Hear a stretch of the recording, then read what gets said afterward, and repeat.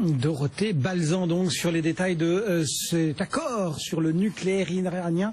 Cet accord, bien évidemment, les marchés l'auscultent et le dissèquent depuis ce matin, depuis que les premiers détails nous sont parvenus. Et on imagine aussi que la réaction de New York à ce niveau-là est très intéressante. On va regarder tout de suite ce qu'on en pense du côté de Mescart Financial Services. Grégory, est-ce qu'on parle beaucoup de cet accord sur l'Iran ? Oui, on en parle beaucoup. Le président s'est levé très tôt ce matin, puisque Obama était déjà à la télévision à 7 heures du matin, absolument triomphant. Mais surtout, ce qu'il faut dire, c'est qu'il faut que ce deal soit accepté par le Congrès, par les deux chambres. S'il n'est pas accepté, qu'est-ce qui va se passer? Le président a le droit de veto. Donc, en fait, ça veut dire qu'il passera au-dessus de la volonté des deux chambres américaines.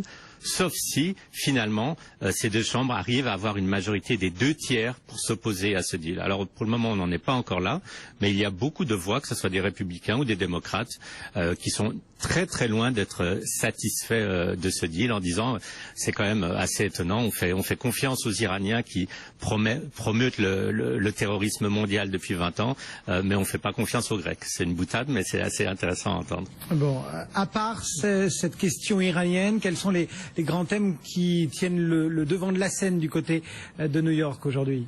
C'est surtout cette saison des résultats qui commence et qui commence, je pourrais dire bien en fait, puisqu'on avait les résultats de plusieurs banques, dont JP Morgan.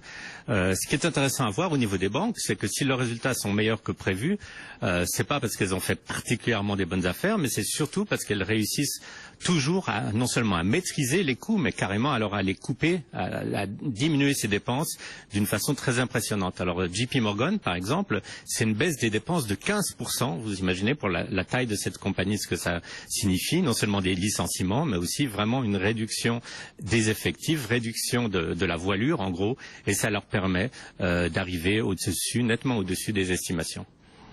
Eh bien voilà les principales données que l'on pourra regarder du côté des États-Unis. Merci beaucoup Grégory Volokin, donc depuis Mescart Financial Services à New York.